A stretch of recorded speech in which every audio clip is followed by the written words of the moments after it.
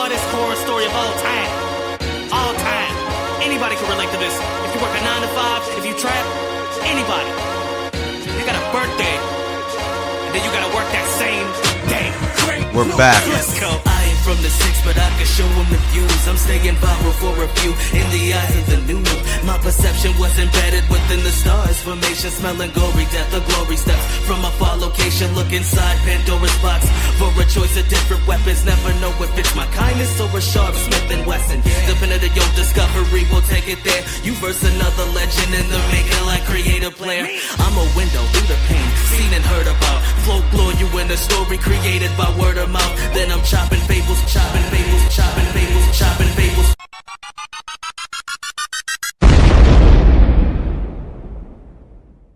The hell wrong with him? Boy lost his mind. Lost my mind, I have indeed. Guys, I missed y'all, man. You know, I wanted to slow it down for the holidays and everything. You know, everybody's got so much going on that time of year. And for me and my family specifically, it's an extremely busy time of year. You know, obviously we got the 2 kids. My wife's birthday is just a couple weeks after Christmas, and then you got New Year's thrown in there and everything. But we're back. We're in here, man. Bobby Agua. I want to thank everybody for listening to the podcast. As always, this is Chopping Fables with Bobby Agua. I am your host, Bobby Agua, and I wanted to come back with something a little bit different, right?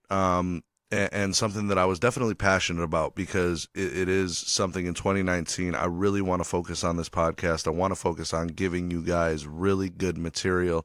I've had a couple of guests on and things like that. We have plans for more guests to come on, but today it's just me, man, and it's something that is very important to me. The topic today is bullying. And first of all, thank you for Tizzy for the intro. As always, Night Shift, KNIGHT Shift, is available on all kinds of streaming platforms. Just Google the man and he's everywhere, man. Sir Tizzy. Team Nightmare, you already know what it is. As far as the bullying goes, people hear bullying and you tend to only think of kids, right? Kids being bullied at school, in peer groups, in playgrounds, you know, all kinds of different places. But the truth is that bullying extends way further than just the schoolyard or the playgrounds or the friend groups and things like that. There are a ton of different forms of bullying. Obviously, there is child to child, adults bully each other. There's become this whole societal and group bullying as of recent. As of about 2014 or so, you see this whole like public shaming really taking place on social media and even just within social groups of adults. And I want to talk about all of that, but let's be real, you know, the title gave it away. The episode is about bullying, and you're listening for a reason. So let's just get into kids bullying kids, right? Kids are dicks, and everybody knows it. Kids have zero filter. Kids oftentimes do not care if they are hurting your feelings, whether it is to a kid or another adult, like out of the mouths of babes, right? Kids are fucking assholes a lot of the time.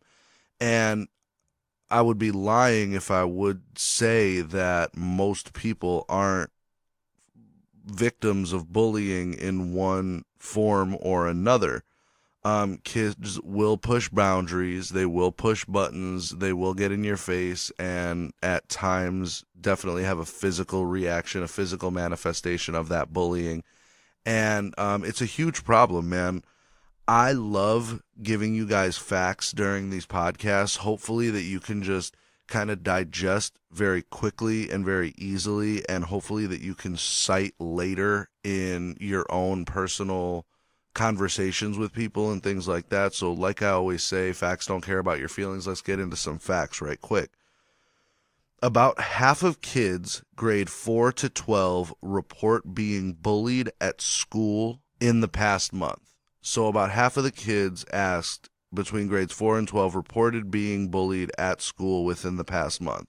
All of these facts, by the way, are according to the CDC and the Department of Education. But what I found very interesting, that statistic didn't really surprise me at all. I actually thought it would be a little bit higher, to be honest with you.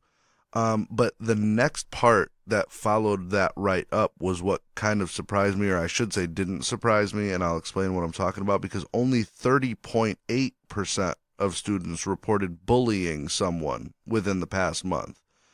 And people don't believe me when I say, and that's just the one who admitted it. It's probably a lot more kids getting bullied and definitely more people who are doing the bullying, but they recognize that this is an unsavory characteristic, so they don't want to cop to it, which isn't surprising to me. Like I said, what's surprising to me was that it was only half, because I would venture to guess that it was much, much higher than that.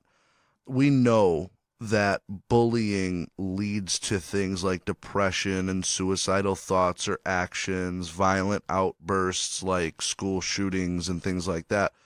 But bullies have negative consequences as well. Bullies have higher rates of alcohol and drug dependencies as adults. They have higher rates of criminal activity. They're more likely to be abusive towards partners and children.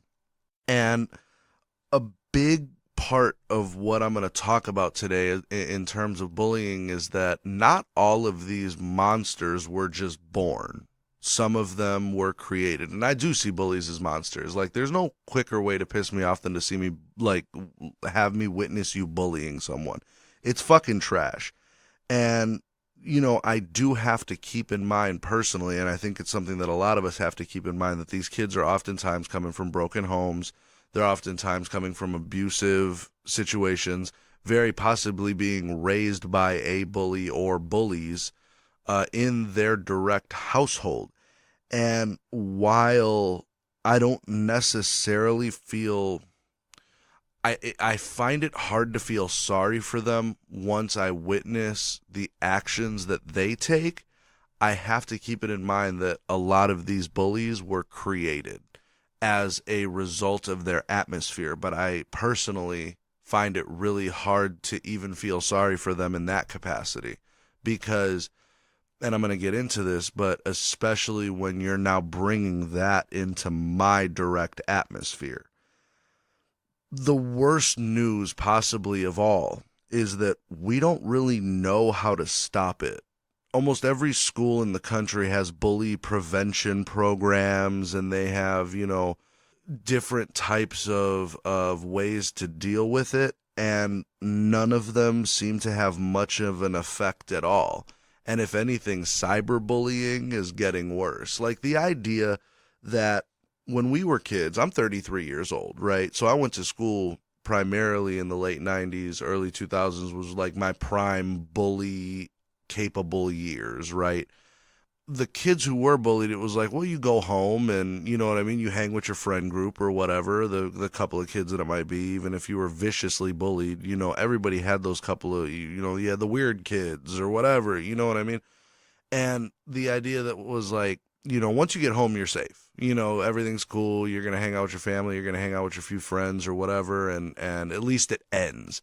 And with this whole society of this cyberbullying, like, it never ends. And it has to be terribly difficult for these kids to navigate that and to not have a place really where you can't get away from it.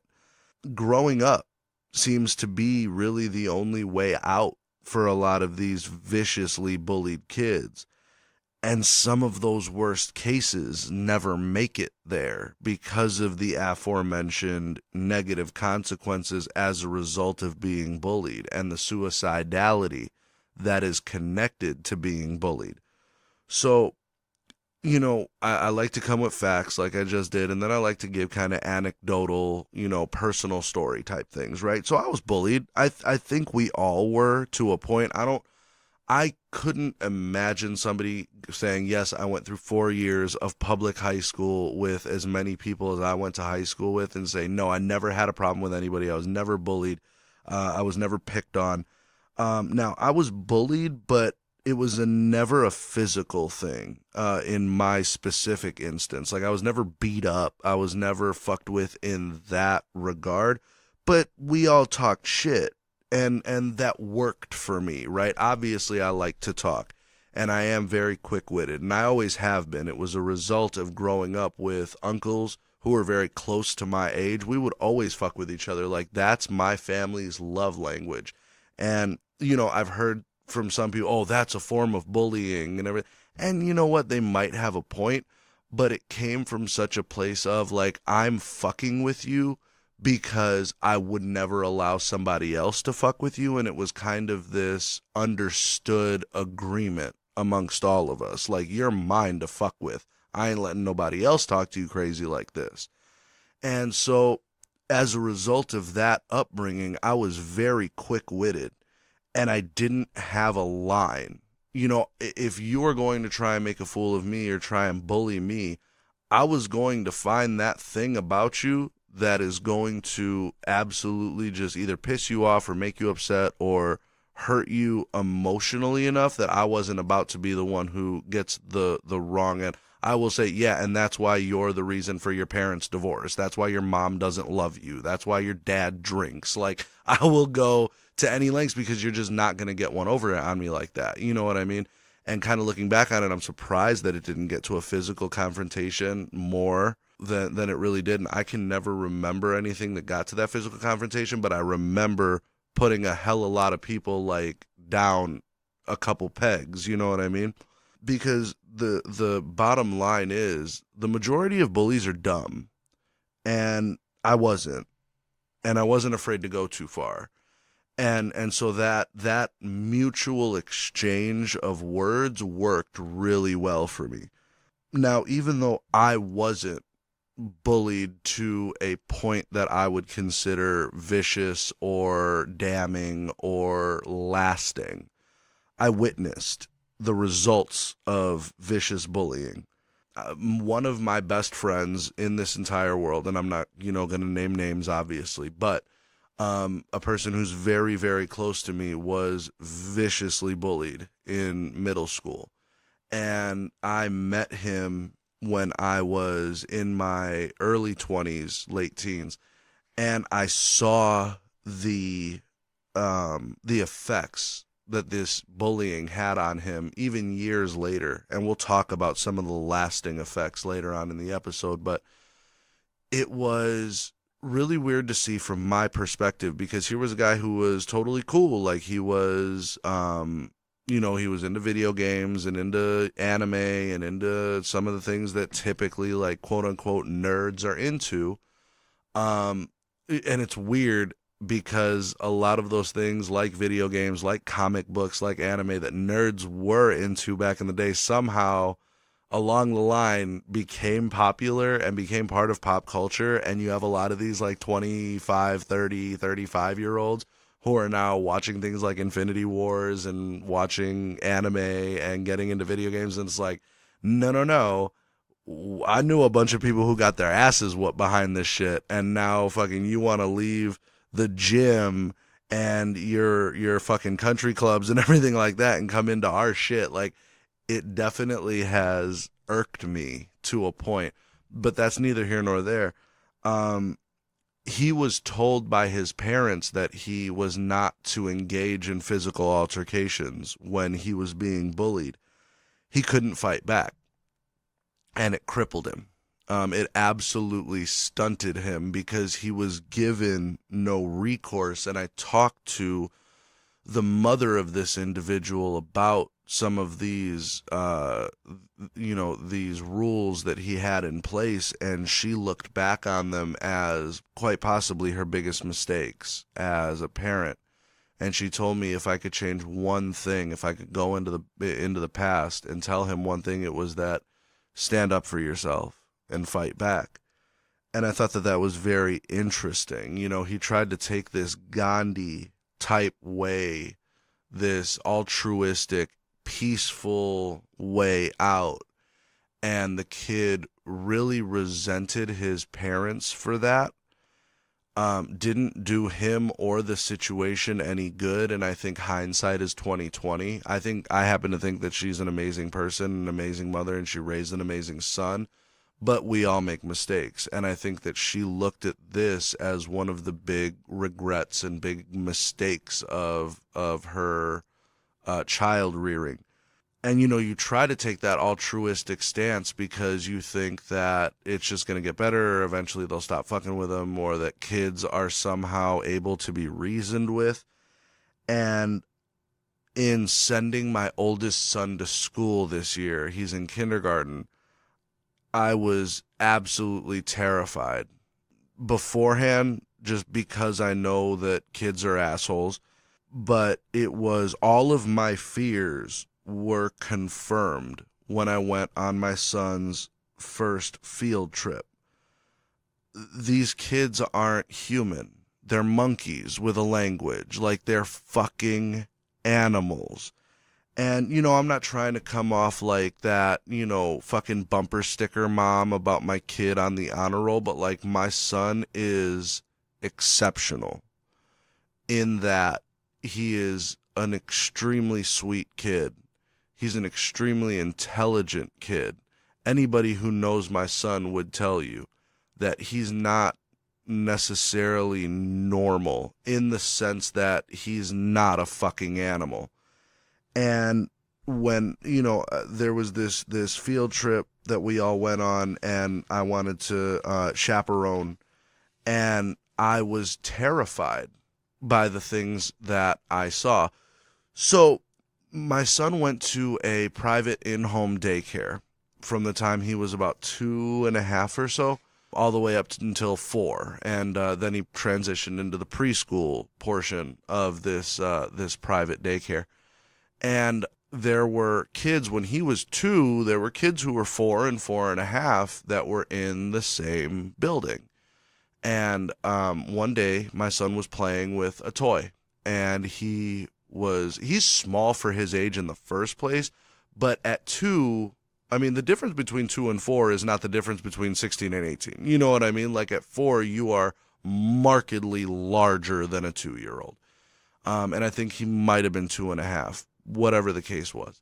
And so my son was playing with this toy, and the kid walked up and grabbed it out of his hands. And as my son tried to grab it back, the kid kind of put his hand on his face and pushed him and scratched my son's nose. And at that point, my son got up and he punched him in his mouth and took his bear back, whatever toy he was playing with. I think it was a teddy bear. And so as I walked in to go pick up my son, the teacher had explained to me the situation that occurred and said, look, I put the first kid in timeout for, 10 minutes because he initiated it, he started it, he put his hands on your son first. She said, but I put your son in there for 5 minutes because I can't have people punching each other in my classroom. And I said, I completely understand that, but are you sure that the other kid put his hands on my son first? And she said, yep, that was the consensus. The kid even admitted to it, that he had scratched him first. And then my son got up and punched him in the face. And I said, okay, well, I understand that you need to do what you need to do, but now I hope that you'll respect the fact that now I need to do what I need to do. And I told Tristan in front of all of the kids in the class that it was time to go get ice cream because he stood up for himself and he refused to be a victim. And I did. I went out and I got my son ice cream. Now, my wife was not necessarily happy with this, but if there's one thing I'm not going to allow to happen to my son, it's going to be a victim. However, I did empathize with the fact that we also cannot have my son going around punching people. And so me and my wife decided to sit down with my son and have a conversation as best we could with like a 2.5, 3, almost 3-year-old, and explain to him, look, mommy and daddy do not hit you. Hitting is not how we solve our problems. You should have gone and told the teacher first.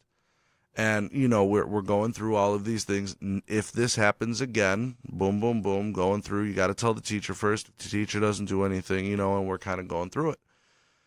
And he sat there and he listened very attentively, and, he was really, you could tell he was really trying to take everything to heart and understand where it was that he might have gone wrong. And he sat there till the very end, and at the very end I said, "Do you understand?" He said, "Yes, Daddy, but I have a question." I said, "Well, what's your question?" And he said, "Well, I get that I'm supposed to tell my teacher." He said, "I understand I'm supposed to tell my teacher." He goes, "But I got my toy back." And it was like the ends justified the means, old man. You know what I mean? Like, come on. And I immediately had to turn my head to stop from having him see me laughing, because it was just one of those things. Your kid says something crazy, and at some point the ends have to justify the means. I am not raising a victim. I refuse to. It's not going to happen. Other people may feel differently, and that's your right, but I'm not. After witnessing what I did with one of my best friends and other stories and anecdotes amongst people who have to live with this bullying past, it's not going to happen to either one of my kids. My youngest, I'm not worried about it, dude. That kid's mean as shit. Like, he will not. I've made the joke before, and I'm being completely serious when I say it. Like, my oldest son will look at kids and say, "Don't make me call my younger brother." Like, my youngest son is a fucking animal, and I recognize that he is aggressive and that he is a little bit more like me and my side of the family, whereas my oldest son has really taken kind of after my wife's side of the family. And my youngest son is 1.5, not even. There's a lot of time there for that to change and things like that. But I'm pretty sure I see the writing on the wall with that one, and I do have to kind of pull him back. And I recognize that I cannot. I'm not raising a victim, but I'm not raising an animal either. Now, as far as bullying amongst adults, I learned to be an advocate. When you're a kid and you see somebody getting bullied, it's very difficult to jump in.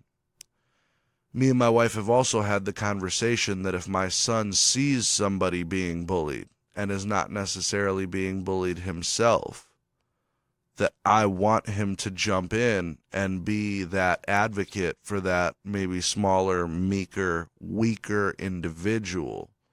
And I don't mean weaker in any sense of negativity, not necessarily emotionally weaker or mentally weaker, although they may be. And to me, it's my son's job to advocate for those kids and to know that if something physical was to occur, I'm not going to be in trouble at home. School's going to do what school's going to do to you, but you will not be in trouble at home. And me and my wife kind of had a back and forth discussion about it, and it's still kind of in the air. She's of the idea that, hey, you know what, you mind your business, and, not necessarily to allow it to go on. Of course, she would never advocate bullying, but she doesn't want to put her baby in trouble, and I get that too. I get not wanting to put your son in harm's way. But to advocate could be the change in somebody's life. It could be the difference between somebody putting down that instrument of destruction that they are going to use to harm themselves and think, nope, somebody had my back today. I wasn't alone. And that's a really powerful thing to think. And so, to be an advocate is extremely important, but to give kids that ability to fight back is very important as well, I feel. More recently, just last week actually, Tristan was telling me that there was a kid that was taking his ball, and this kid at recess, this kid isn't even in his class. He really doesn't even know this kid, but it sounds like the kid keeps fucking with him. And so me and my wife had said, well, did you tell the teacher? That's what we've decided that the first, and we've agreed on that that's what the first course of action needs to be. You need to let the adults be the adults and try to remedy the situation. I don't want to teach my kid that it's okay to just go around punching people. You have to tell the teacher first. And so we asked him, did you tell the teacher? He said yes, but she didn't do anything. She told me to go use an I message, which is basically one of these statements that say, I get my feelings hurt when you take my ball, and this is how you make me feel, and, more of these things that in my mind have been proven not to work, all of these prevention tactics and these trying to reason with monkeys with a fucking language. And so I said, well, did you use your iMessage? And he said, yes, I did. I said, what happened? He said, nothing. He took my ball and walked away. And so I had given him instructions. Okay, next time that kid takes your ball, you're to tell the teacher. And if she tells you to say an iMessage, you have to go back and say the iMessage. And if the kid doesn't give you your ball back, you take it back. And if he puts his hands on you, you are not in trouble if you hit him. And I was very clear, and I could see my wife's anxiety just start to build up. And so I repeated it with him. What do you do first? I tell the teacher. And then what do you do? If it doesn't work, I take my ball back. And then what happens? If he hits me, I hit him back. You're goddamn right, you hit him back. You know what I mean? And I made the first step just as important and just as pointed as that last step. You will not be a victim. And this kid is not going to continue to fuck with you in the face of an I message. I'm sorry, I just don't believe in them. And I have observable data from the CDC and from the Department of Education that say that they don't work, that they have shown no palpable change whatsoever. You know what does sometimes work? And I say sometimes because sometimes it backfires. You know what I mean? I've won more than I've lost, but I've gotten my ass handed to me several times. But sometimes all you need to do is just pop somebody in the mouth once. You know what I mean? And they figure out that it ain't me you're going to take that fucking ball from. Do we understand each other? And maybe they'll go on to fuck with somebody else, but it ain't going to be my kid. You know what I mean? And maybe the next person believes in the iMessage and everything else, and they can walk around recess without a fucking ball. That's that I can't be concerned with. As far as my own experiences, I learned to be an advocate. I'm sharper than I was as a kid, and so I can kind of cut somebody that much deeper now with words, because I give even less of a fuck than I did before about hurting your feelings. Like, if you're going to be a bully, I'm just going to say the most terrible shit that I can think of in order to just stop this right now, to let you know that now you are matching wits with somebody who is going to be victorious in this exchange, right? To top it off, I'm not exactly a small dude. I'm 6 feet tall. I'm 215 pounds. I ain't the one you want to fucking bully. And I'm not the one that you want to bully somebody in front of. I'm simply not going to have it. I'm not going to stand for it around me. Some people never get over it. And it's stories like that have made me decide that bullying is one of those things that will immediately get me to snap.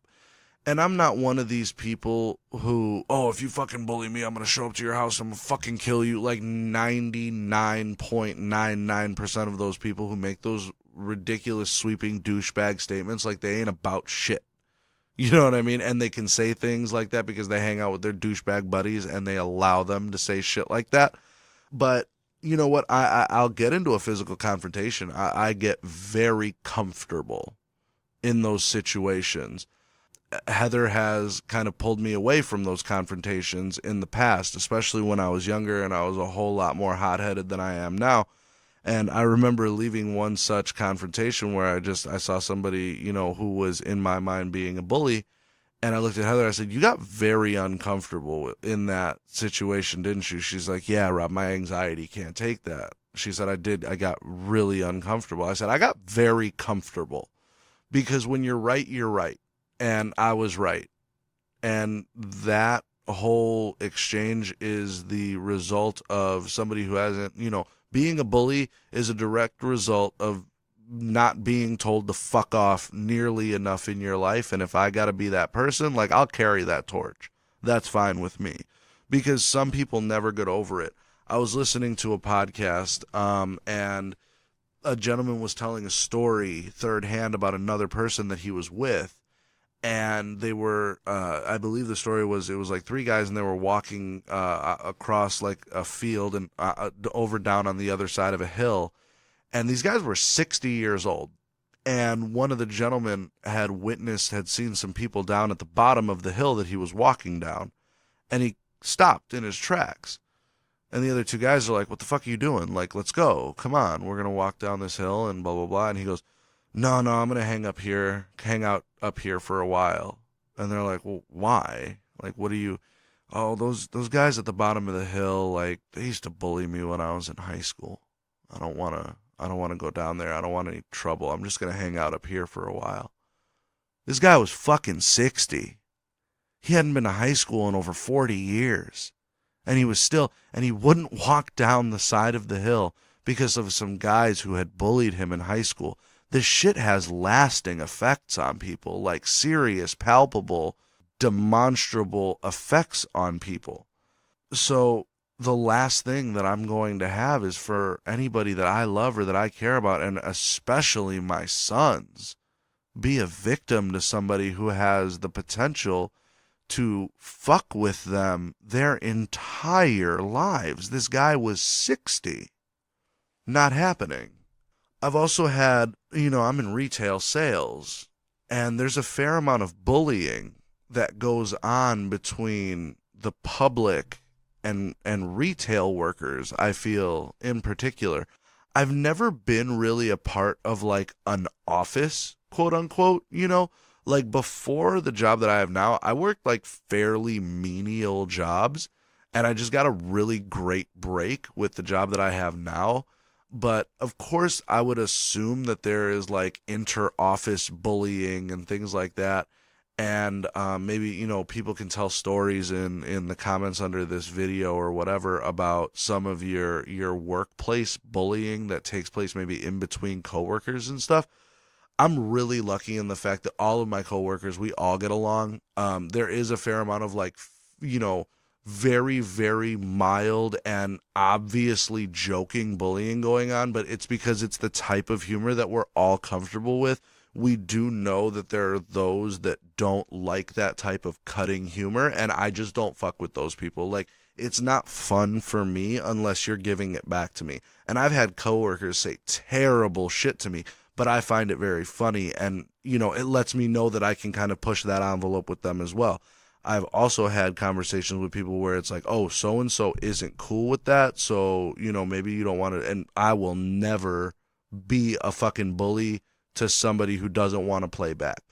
But in the retail setting in particular, I find that customers are quite the bullies in the situation to a lot of retail workers. I don't know if it's an idea that like you think.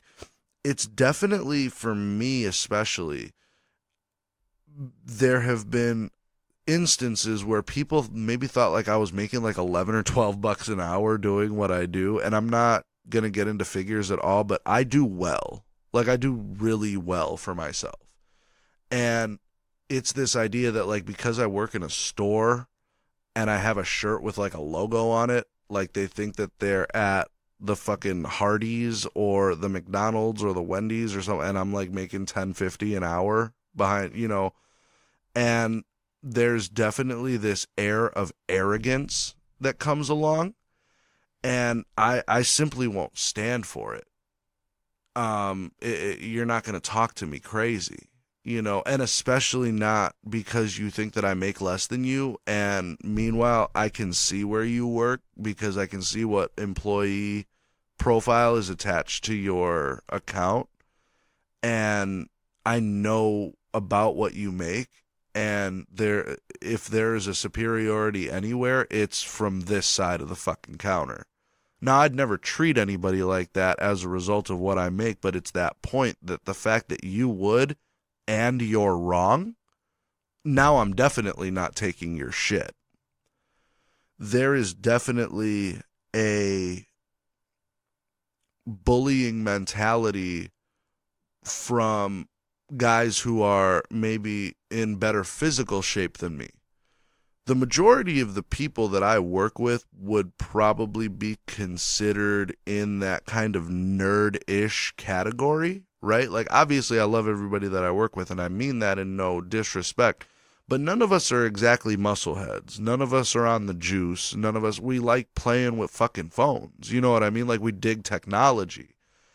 And so there is definitely, and it comes from an area of embarrassment. But I was having a kind of pretty heated conversation with this gentleman one day who was in the fucking Affliction shirt, which was 2 sizes too small for him, and if he flexed, he could fucking probably rip the stitches out of it, you know what I mean? And he was just talking to me super fucking disrespectfully. And I kind of had to slow him down, and I had to make a point and said, hold on, buddy. Do you realize that in this building, and in this is the first time in human history, we're in the information age now. I'm the alpha male. I have your entire life in my fucking hands within this phone. You have no fucking idea what you're doing. You need me. This is not the arena where you want to act like you're the alpha male. 'Cause in this building, you're in my world now. And once you make that point, you find that people will back down very quickly when they realize, like, oh shit, I'm, on the protein powder, or I'm 50 years old, or I think that because I make $32,000 a year that I'm better than this guy. You realize that they all come to the same conclusion, which is, I'm not better than this person. And especially with the older crowd. And I feel the most sorry for them, because it really does come from a place of embarrassment, so then they try to overcompensate. But that's not how you talk to people. And it's not how I would ever talk to anybody whom I was asking for help. But it's because they're asking for help that they're acting this way. And it is hard in the situation to think about that. But I try to keep that at the forefront of my mind. This guy's just embarrassed because I know how to do something that he doesn't. And he was probably out of high school by the time I was born. Another place where bullying has come up in recent times, and really for the first time in our most recent history, is politics, political bullying. You're not allowed to have a dissenting opinion anymore. And it's on both sides that feel this way. If I hear one more Trump supporter call somebody a fucking snowflake, if I hear one more Democrat call somebody a deplorable, both of these sides are bullying each other constantly. Because we can't have conversations anymore. We can't have civil discourse anymore. We have to shame the other side as being inhuman and unfeeling and stupid, because we don't know how to communicate across the aisle anymore. A really great example of this is the election of Donald Trump. Now, I've done a really great job at keeping politics out of this, and I'm going to continue that. But I felt like I needed to make the point. All the polls were wrong. I think at the beginning of the election night, the New York Times had Hillary Clinton winning by like an 84% chance or something ridiculous. all the polls were wrong. All the experts were wrong. Because when asked, people couldn't say how they really felt. They couldn't say, yeah, I think that Donald Trump might have some good ideas. They couldn't say, yeah, I think Hillary is the least likable candidate of all time.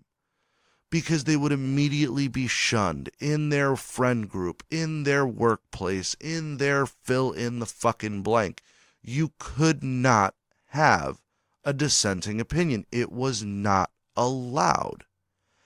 But when you're in that voting booth and it's just you and that ballot and you don't have to explain yourself, you don't have to apologize, you don't have to do anything, you just have to really say how you feel. That's a powerful fucking thing.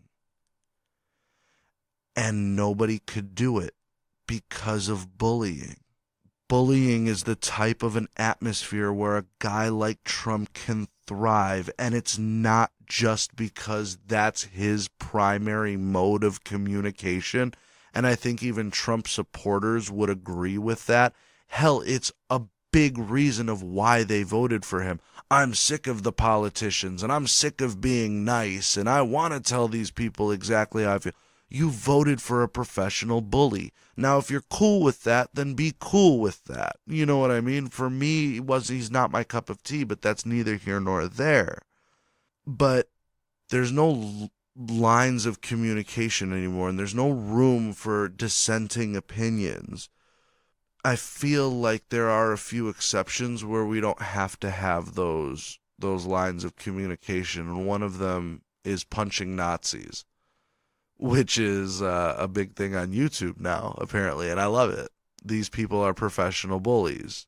These people incite violence. Now, I'm not talking about punching a fucking Trump supporter. I'm talking about an actual, like, swastika on the arm, red band, brown jacket, like, fucking Nazi. No, you can eat shit. If I see a Nazi, I'm fucking punching you in the face. That's okay with me. I'm very okay with that.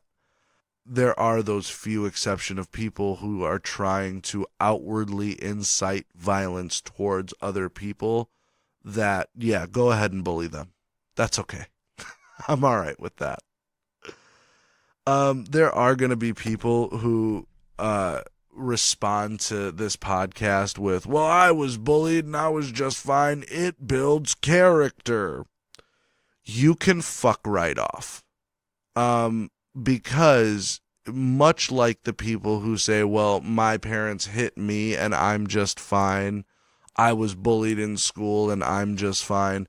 No, the fact that you're okay with kids being terrorized in a place of learning, the fact that you're okay with children being violently beaten as a form of redirection of behavior, you are proving to me that you are not fine. In saying that, well, bullying is just something that happens, no, fuck off. Like, it shouldn't be accepted. But here's the thing, I'm smart enough to know, and I'm humble enough to admit that I don't necessarily know how to fix it. The Department of Education obviously doesn't know how to fix it. All of these bully prevention programs are doing dick. I don't know how to fix it, but I know how to make it not happen to me or mine. And that's standing up for yourself, and sometimes you got to break a few eggs to make an omelet. If my kid comes home and says, Daddy, I got suspended from school because I told the teacher that a kid was bothering me, she did nothing, I went up, I did what I needed to do, and then he put his hands on me, and so I fucking elbowed him in the goddamn forehead. Like, what flavor of ice cream do you want, son? I've done it before and I'll do it again. It's not going to happen to me or mine, period. Another way that we can try and start to fix it is by focusing on those monsters that were created and not born. I saw a video about a father who had taken his kid's bully out and, like, bought him clothes. And he didn't have a father figure at home, and he did have a lot of aggression and misplaced anger and things like that. And it was really hard for me to watch because I had so much respect for the action, and I don't think that I could do that. But that's definitely a way, empathy, and trying to have something less than a snap reaction. I'm very cut and dry when it comes to this shit. If somebody puts their hands on you, you fucking punch them in the mouth. A part of that is a result of my upbringing, but taking your kid's bully out and showing him compassion is like next level fucking parenting, and I have so much respect for it. And maybe someday I'll get to that point. I ain't there right now. I'm still, you put your fucking hands on my kid and I will fucking beat the shit out of you. I don't care if you're 5 years old. You know what I mean? You know, that is some next level shit right there. Looking for those people that you recognized from my idiots having kids episode, the parents that are just checked out before they've even checked in. You know what I mean? Everybody knows those kids. Those kids need you as a positive outside influence, because it's very likely that if they're being raised by assholes and morons, like, they're going to become bullies. And the less of those kids that exist, the better.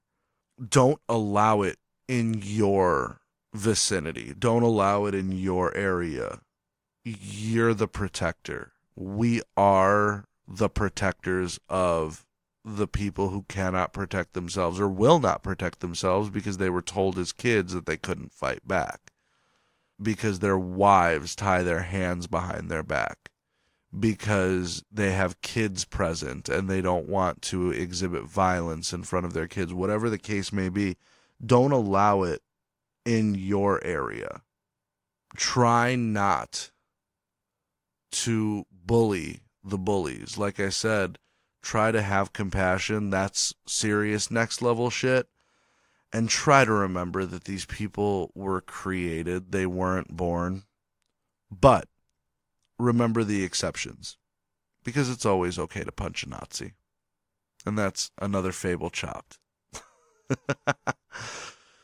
Oh, my kid's going to grow up and he's going to continue to go to public school, and it's fucking flipping me out.